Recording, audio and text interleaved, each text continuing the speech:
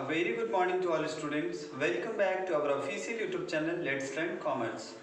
मैं आपका एजुकेटर रवि रोशन स्वागत करता हूं आप सबों का फिर से एक बार आपके अपने official YouTube channel let's learn commerce पे। First of all extremely sorry कि मैं आपका क्लास 2 दिनों से नहीं ले पाया। Actually I got a slight injury in my finger, so I am unable to write down, therefore I could not take your class.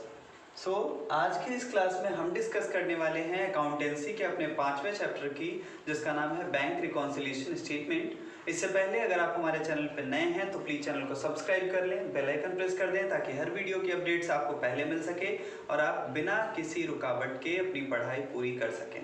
ठीक है, इसके साथ ही आप जो है ज़्यादा से ज़्यादा लाइक और कमेंट करें अगर वीडियो पसंद आती है तो, और अपने दोस्तों और रिलेटिव्स के बीच में इस लिंक को शेयर कर दें ताकि वो भी अपने इस लॉकडाउन में कॉमर्स की पढ़ाई घर पर रहकर सुरक्षित रहकर फ्री ऑफ कॉस्ट कर सकें। ठीक है, हम कवर करते हैं अपने सारे सब्जेक्ट्स को। तो आज इस सेशन में हम लेकर आए हैं आपके लिए अकाउंटेंसी की क्लास, और अकाउंटेंसी के इस क्लास में हम डिस्कस करने वाले हैं अपने 5वें चैप्टर बैंक रिकॉन्सिलिएशन स्टेटमेंट को, जिसका हिंदी होता है बैंक समाधान विवरण। आइए सबसे पहले हम देखते हैं कि ये बैंक समाधान विवरण क्या होता है।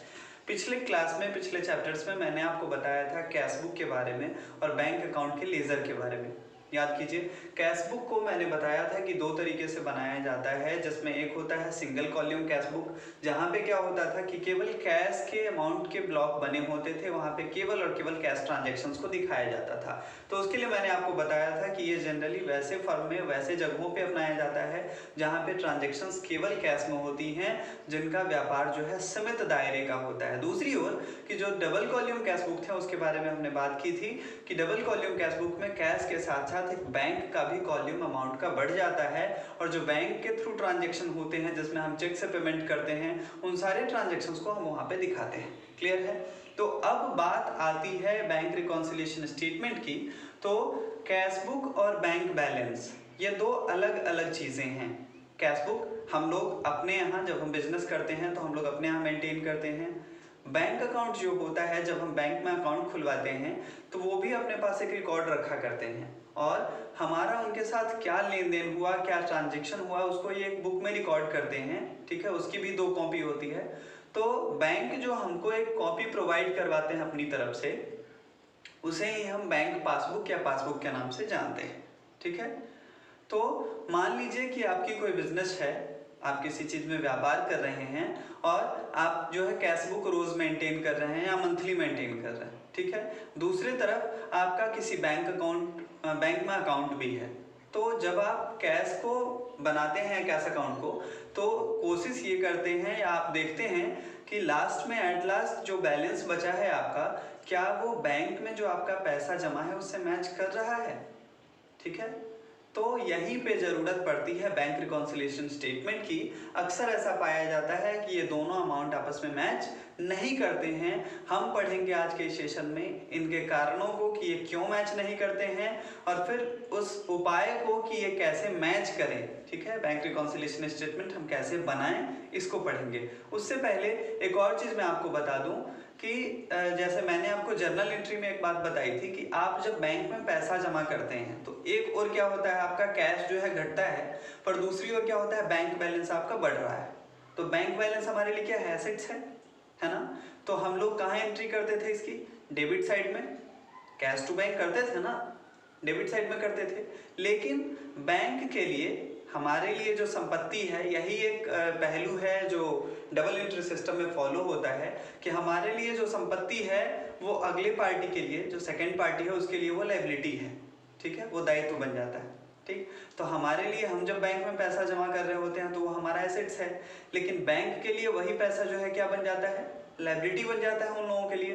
तो इसीलिए बैंक जो अपना पासबुक हमें देते हैं, उस पासबुक में हमारी जितनी भी जमाएं होती हैं, जो भी अमाउंट हम जमा करते हैं, उसको वो कहाँ पे दिखाते हैं, क्रेडिट साइड में। हम कहाँ दिखाते थे, डेबिट साइड में, लेकिन वो कहाँ दिखाते हैं, क्रेडिट साइड में। बात आ रही है समझ में? तो हर अकाउंटिंग ट्रांजैक्शंस का 2 पहलू होता है, 2 से ज़्यादा हो सकते हैं या 2 पहलू होते हैं। 2 फोल्ड अकाउंटिंग सिस्टम हमने पढ़े थे, या डबल एंट्री सिस्टम, जिसे लुका पेसियोली ने हमें इंट्रोड्यूस करवाया था, इसकी बात हमने की थी। तो इसके 2 इफेक्ट पड़ते हैं। जैसे एक और एग्जाम्पल देख लीजिए, मैं थोड़ा सा समय आप लोगों का और लूँगा। जैसे मैंने एक एंट्री पास आउट की, ठीक है, मैंने एंट्री पास आउट की कैश अकाउंट, ठीक है, कैश टू सेल, लेकिन हमने जो एंट्री की, क्या जो खरीदने वाला है वो भी अपने बुक में यही एंट्री करेगा? जी नहीं, वो अपने बुक में एंट्री करेगा परचेज टू कैश। तो वहां क्या हो रहा है, वहां कैश क्रेडिट हो रहा है क्योंकि उसका कैश खर्च हो रहा है, लेकिन यहाँ पे कैश क्या है, डेबिट हो रहा है क्योंकि हमारे पास कैश आ रहा है। ठीक है, तो दोनों जगहों पे आपने देखा कि दोनों में क्या था, मतलब डिफरेंस क्या था, दोनों एक दूसरे के अपोजिट थे, दोनों ट्रांजेक्शन एक दूसरे के अपोजिट थे। तो ये है एक खास बात जो पाई जाती है कहाँ पे, हमारे डबल एंट्री सिस्टम में। तो आइए हम आगे बढ़ते हैं अपने चैप्टर में और देखते हैं बैंक रिकॉन्सिलिएशन स्टेटमेंट में सबसे पहले क्या लिखा, the amount of balance shown in the passbook और the bank statement must tally with the balance shown in the cash book. मतलब कि जो बैलेंस हमारी पासबुक में दिखाई दे रहा है और जो बैलेंस हमने कैश बुक बनाया है उसका है, उन दोनों को ये मस्ट है कि वो टैली होने चाहिए, मैच करने चाहिए। ठीक है, बट इन प्रैक्टिस, लेकिन व्यवहार में ऐसा नहीं होता है। This are usually found to be different, ये अक्सर डिफरेंट पाए जाते हैं, अलग अलग पाए जाते हैं। Okay, hence we have to ascertain the cause of such differences. इसीलिए हमें जरूरत पड़ती है कि हम बैंक रिकॉन्सिलिएशन स्टेटमेंट बना के इस कमी को बताएं और इसको एक्सप्लेन करें कि कहाँ पे बैलेंस जो है कम हुआ, कहाँ पे बैलेंस बढ़ा, जिसके कारण ये डिफरेंसेस क्रिएट हुई हैं। Very clear to you. चलिए आगे बढ़ेंगे और हम देखेंगे अपने अगले टॉपिक को, जो है हमारा नीड फॉर रिकॉन्सिलिएशन। रिकॉन्सिलिएशन की जरूरत क्यों पड़ती है, क्यों है बैंक रिकॉन्सिलिएशन स्टेटमेंट बनाना जरूरी। तो लिखा है इट इज जनरली एक्सपीरियंस्ड, ऐसा अक्सर अनुभव किया जाता है या ऐसा सामान्यतः अनुभव किया जाता है that when a comparison is made between the bank balance as shown in the firm's cash book, the two balances do not tally. जैसा कि हमने अभी अभी आपसे कहा कि जब हम अपने कैश बुक का, जो कैश बुक हमने मेंटेन किया है, उस कैश बुक का मिलान करते हैं अपने बैंक पासबुक से, तो अक्सर इनके अमाउंट जो है वो डिफर कर जाते हैं, वो टैली नहीं करते। ठीक है, Hence we have to first ascertain the cause of differences। तो इसीलिए जरूरत पड़ती है हमें कि हम पहले ये सुनिश्चित करें कि इन अंतर के, इन डिफरेंसेस के कारण क्या हैं, कॉज क्या हैं। In statement called bank reconciliation statement, और इसे जिस हम स्टेटमेंट में, जिस विवरण में बनाते हैं, वही कहा जाता है statement of bank reconciliation statement, या BRS के नाम से हम इसे शॉर्ट में जानते हैं। क्लियर है आप सबों को। तो BRS जो है, एक चीज आप गौर करेंगे, या ना तो कोई लेजर है आपका, ना ही कोई आपका जर्नल है, ये कोई खाता नहीं है, ये बस एक स्टेटमेंट है। तो इसीलिए यहाँ पे डेबिट और क्रेडिट आपको करना नहीं पड़ेगा। यहाँ बस सिंपली कैलकुलेशन है, बहुत आसान चैप्टर है, इजीली लैंग्वेज में आपको समझाने की मैं कोशिश करूंगा। बस आप ध्यान से पूरी वीडियोस को देखेंगे, बिल्कुल स्किप नहीं करना है, नहीं तो चीजें आप मिस कर जाएंगे, फिर आपके समझ में नहीं आएगा तो आप ब्लेम नहीं करेंगे। क्लियर। चलिए, तो in order to prepare bank reconciliation statement, bank reconciliation statement बनाने के क्रम में, बैंक समाधान विवरण बनाने के क्रम में, we need to have a bank balance as per cash book. हमें जरूरत पड़ती है किस चीज की, बैंक बैलेंस कैश बुक के अकॉर्डिंग हमारा क्या है, इसकी जो हमने बना के रखा है कैश बुक, उसमें हमारा अमाउंट क्या दिखा रहा है, and a bank statement as on a particular day, और उसी दिन हमारे पास बैंक स्टेटमेंट भी होना चाहिए, मतलब पासबुक भी होना चाहिए, ताकि हम ये देख पाएं कि कहाँ पे डिफरेंसेस क्रिएट हुई हैं। वही चीज आगे लिखा भी होगा, देख लीजिए आप। And bank statement as on a particular day if the two balances differ, अगर ये दोनों बैलेंस डिफर करते हैं, इन दोनों में अंतर आता है, the entries in both the books are compared and statement is prepared. तो वहां पे क्या होता है, इन दोनों में की गई एंट्रीज को हम क्या करते हैं, कंपेयर करते हैं, इनकी तुलना करते हैं कि क्यों यहाँ पे ऐसा हुआ, ऐसा डिफरेंस क्यों क्रिएट हुआ, और फाइनली हम एक स्टेटमेंट बनाते हैं जिसका नाम है BRS, बैंक रिकॉन्सिलिएशन स्टेटमेंट। तो आइए अब हम देखते हैं कि इसका फॉर्मेट क्या रहता है। Let's see the format. तो फॉर्मेट की अगर हम बात करें तो बैंक रिकॉन्सिलिएशन स्टेटमेंट को दो तरीके से बनाया जा सकता है। जैसे कैश बुक में मैंने आपको बताया था, single entry cash book, single column cash book और डबल कॉलम कैश बुक। तो यहाँ भी कुछ सिंगल कॉलम कैश बुक या डबल कॉलम कैश बुक आप कह सकते हैं। इसमें क्या है, अमाउंट का एक सिंगल कॉलम होता है। ठीक है, तो आपको जरूरत पड़ती है यहाँ पे ऐड और लेस लिखने की, और आपको इन एडजस्टमेंट को यहाँ पे करना पड़ता है। तो इसको कैलकुलेट करने में कभी कभी जनरली मिसमाइंड हम हो जाते हैं, हमसे गलतियाँ हो जाती हैं, तो इसीलिए हम इस मेथड को फॉलो जनरली नहीं करते हैं। वैसे आप बनाएंगे तो गलत नहीं होगा, इसमें भी आपको मार्क्स मिलेंगे, लेकिन हम लोग इसे फॉलो नहीं करेंगे, हम लोग डबल कॉलम बनाएंगे। तो आइए देखते हैं क्या होता है। सबसे पहले जैसा कि मैंने आपको अभी अभी बताया, balances as per cash book यहाँ पे दिखाना पड़ेगा आपको। तो balances as per cash book में हम क्या करेंगे, यहाँ पर अमाउंट डाल देंगे जो भी लिखा होगा, ऐड में क्या क्या एडजस्टमेंट हो सकते हैं, होने को तो बहुत कुछ है, लेकिन यहाँ पे फिलहाल जो जनरली यूज किए जाते हैं या दो चार जो हैं वो मैं आपको बता दूं। तो पहला है cheque issued but not presented, cheque issue किया गया लेकिन प्रेजेंट नहीं हुआ है अब तक, तो उसको हम ये ऐड कर लेंगे। अब देखिए इसका कॉन्सेप्ट कि हम ऐड क्यों करते हैं। आपने चेक इशू किया होगा, किसको किया होगा, आपने जो चेक इशू किया होगा आपने किसी क्रेडिटर को किया होगा कि उसे भुगतान मिल जाए, ठीक है, चेक को भुना के वो भुगतान कर ले। लेकिन जरूरी तो नहीं कि आपने जिस दिन चेक इशू किया उसी दिन वो लेके बैंक में चला जाए और उसी दिन उसको अमाउंट मिल जाए, ऐसा तो नहीं होता है जनरली। तो चेक जो आपने इशू किया, तो आपने इशू करते समय चेक जैसे ही इशू किया उसके बाद आपने उसकी एंट्री कर ली अपने कैश बुक में, तो आपका कैश बुक तो वहां से घट गया उतने अमाउंट से नहीं। जैसे मान लीजिए कि आपके कैश बुक में 10,000 का बैलेंस था, आपने किसी क्रेडिटर्स को 2,000 के लिए चेक लिखा कि भाई साहब ये आपके 2,000 का चेक है, आप लीजिए, इसे बैंक से आप पेमेंट करवा लीजिएगा। तो आपने उसी समय अपने 10,000 में से 2,000 घटा के कैश बुक में 8,000 दिखाना शुरू कर दिया। लेकिन भाई साहब ये जरूरी तो नहीं कि वो जो है क्रेडिटर आपके वो उसी दिन चले जाए बैंक में और उसी दिन उनको पेमेंट भी मिल जाए। देरी करते हैं कुछ लोग, या चले भी जाते हैं तो चेक को मतलब चेक से पेमेंट पाने में हो सकता है देरी हो। तो यहाँ पे क्या होता है कि बैंक का अमाउंट बढ़ा हुआ होता है जबकि कैश बुक का अमाउंट घटा हुआ होता है। तो कैश बुक के अमाउंट को फिर अपने जगह पे हम लाने के लिए क्या करेंगे, उसको जोड़ देंगे, है ना। तो इसीलिए यहाँ पे हमने लिखा check issued but not presented को क्या करते हैं, हम जोड़ देते हैं। क्लियर है, बात आ रही है समझ में। चलिए दूसरा जो इसमें है वो है interest credited bye the bank. Bank जो है आपकी जमा पे ब्याज देता है, भले ही वो रेट ऑफ इंटरेस्ट कम होता है, डजेंट मैटर, बट बैंक आपको एक रेट ऑफ इंटरेस्ट के माध्यम से आपके जमा पे ब्याज प्रदान करती है, ठीक है।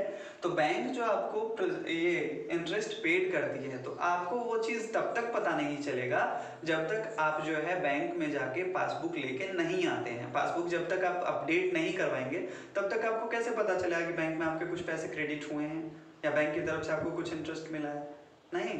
तो कैश बुक में तो हमने कुछ इसकी एंट्री ही नहीं की थी, लेकिन बैंक में वहाँ क्या है, हमारा इंटरेस्ट बढ़ा हुआ है। जैसे मान के चलिए बैंक बैलेंस 10,000 था, 200 रुपये हमें इंटरेस्ट मिला है बैंक की ओर से, तो वहाँ अमाउंट क्या हो जाएगा 10,200। लेकिन कैश बुक तो हमारा अभी भी 200 से कम है, 10,000 ही है, तो हम यहाँ पे क्या करेंगे, ऐड कर देंगे उस इंटरेस्ट को। इसीलिए हमने यहाँ पे लिखा interest credited bye the bank, और ये भी हम ऐड कर लेंगे। ऐड करने के बाद हम फिर ये पहले जो था और ये दोनों, इन तीनों को जोड़ेंगे और उसके बाद अब घटाना क्या क्या है सो देखिए। तो घटाने के क्रम में पहला जो है वो है check deposited but not credited. वहां क्या था, चेक इशू किया हमने लेकिन वो क्रेडिटर जो था बैंक के पास गया ही नहीं, तो उसे चेक मतलब उसका पेमेंट नहीं मिल पाया। लेकिन अब हम सोचेंगे दूसरी ओर से, हमने भी किसी को उधार बेच रखा होगा कोई सामान, तो वो भी तो हमें चेक दे सकता है। तो मान लीजिए कि किसी डेटर्स ने आपको चेक दिया, ठीक है, किसी डेटर्स ने आपको चेक दिया, आपने बैंक में जाके उसे जमा भी कर दिया, लेकिन किसी कारण से वो चेक जो है आपका पेमेंट के लिए नहीं हो पाया, आपका पेमेंट रुका का रुका रह गया। तो इस कंडीशन में क्या होगा, क्या होगा इस कंडीशन में, तो इस कंडीशन में ये होगा कि आपके बैंक में वो अमाउंट घटा हुआ होगा। आपने यहाँ पे क्या किया, चेक जैसे ही बैंक में जमा करके आए, आपने कैश बुक में दिखा दिया कि भाई हमने तो चेक जमा कर दिया 2,000 का, अब हमारे पास 2,000 आ गया। लेकिन बैंक में अगर किसी कारण से वो चेक जो है नहीं भुना पाया, ठीक है, तो क्या होगा, बैंक का अमाउंट तो घटा रह जाएगा। तो इसीलिए हम यहाँ पे भी घटा देते हैं ताकि दोनों इक्वल हो जाए। क्लियर है, तो इसीलिए हम यहाँ पे check deposited but not credited bye the bank को हम घटा लेते हैं। लास्ट है आपका बैंक चार्जेस। कभी कभी बैंक आपके कुछ पैसे चार्ज करती हैं, जैसे आपने डेबिट कार्ड लिया है, एटीएम कार्ड लिया है या क्रेडिट कार्ड है, कुछ कस्टमर्स के क्रेडिट कार्ड भी होते हैं, तो उसके बदले में बैंक चार्ज करती है, ठीक है। आपको बैंक एसएमएस प्रोवाइड करवाती है, एसएमएस सर्विस प्रोवाइड करवाती है, आप इंटरनेट बैंकिंग यूज करते हैं तो उसका भी सालाना कुछ चार्ज आपका कटता है, ठीक। तो वो कट गया लेकिन आपको तो पता नहीं है कि वो कटा, तो आपने तो कैश बुक में उसकी एंट्री की ही नहीं, जबकि बैंक में क्या है, वो आपका घटा हुआ है। जैसे मान लीजिए 120 रुपये आपके काटे गए डेबिट कार्ड के बदले एनुअल मेंटेनेंस चार्ज के नाम पे, लेकिन आपने कैश बुक में तो उस 120 रुपये को घटाया नहीं, और वहां पे क्या हुआ, 120 रुपये घटा हुआ है आपके बैंक के पासबुक में, तो यहाँ पे भी आपको घटा लेना पड़ेगा, तब जाके आपका ये मिल पाएगा और इसका मैच हो पाएगा। और ये सारे एडजस्टमेंट जब आप कर लेंगे तब आपका निकल के आएगा बैलेंस एज पर पासबुक, और इस तरह से हमारा अमाउंट टैली कर जाएगा। क्लियर है, वेरी क्लियर टू यू। चलिए आगे बढ़ते हैं हम और अब देखते हैं हम अपने फॉर्मेट ऑफ वीआरएस के, जिसमें हम दो अमाउंट के कॉलम को मेंशन करने वाले हैं। सेम रहेगा सब कुछ। पार्टिकुलर अमाउंट में एक तरफ प्लस होगा, दूसरी ओर माइनस होगा, ठीक है। यहाँ बैंक और कैश की बात नहीं होगी, यहाँ पे एक तरफ प्लस होगा, एक तरफ माइनस होगा। कैसे काम करेंगे सो देखिए। तो balance as per cash book, जो बैलेंस हमारे पास शुरू में बचा हुआ है कैश बुक में, उसे हम कहाँ दिखाएंगे? प्लस वाले कॉलम में, ठीक है। अब ऐड करने वाला जो जो आइटम था उसे हम प्लस वाले कॉलम में दिखाएंगे, और सब्सट्रैक्ट करने वाला, माइनस करने वाला जो जो कॉलम था, सॉरी जो जो अमाउंट था, उसे हम लेके चले आएंगे माइनस वाले में। तो पहला है आपका check deposited but not credited, sorry check issued but not presented. तो ये कहाँ होगा? प्लस वाले कॉलम में। वहाँ प्लस करते थे, क्यों करते थे ये मैं बता चुका हूँ, बार बार एक ही चीज़ नहीं बताऊंगा। उसके बाद है interest credited bye the bank, ये भी तो प्लस करते थे, तो ये भी प्लस वाले कॉलम में हो जाएगा। अब इन तीनों का जोड़ आप लगा लेंगे, और जोड़ करके इसे यहाँ से जोड़ के यहाँ बाहर कर देंगे, इस कॉलम में लेके आ जाएंगे। क्लियर है? उसके बाद फिर क्या करेंगे आप? माइनस वाला क्या क्या अमाउंट है? तो माइनस वाला पहला अमाउंट है आपका check deposited but not credited bye the bank. क्यों माइनस करते हैं ये मैं बता चुका हूँ, तो यहाँ पे माइनस वाले कॉलम में हमने इसको लिख दिया। उसके बाद bank charges not recorded in the cash book, वो बैंक चार्जेस जिसे आपने कैश बुक में रिकॉर्ड नहीं किए हैं, जैसे अभी अभी मैंने आपको बताया था annual maintenance charge, debit card charge, जो भी है, तो आप उसे यहाँ पे माइनस वाले कॉलम में दिखा देंगे। तो जैसे ही इस प्लस वाले में से इन दोनों माइनस को आप घटाओगे, यहाँ पे जो आपका अमाउंट निकल के आएगा, उसके बाद हम 2 लाइन खींच देते हैं। 2 लाइन क्यों खींचते हैं आपको पता है? 2 लाइन खींच के हम क्लोज कर देते हैं उस स्टेटमेंट को या उस बैलेंस को, ठीक है। तो ये क्लोज हो गया है अब, और यहाँ पे हम दिखा देंगे balances as per the passbook. Clear है?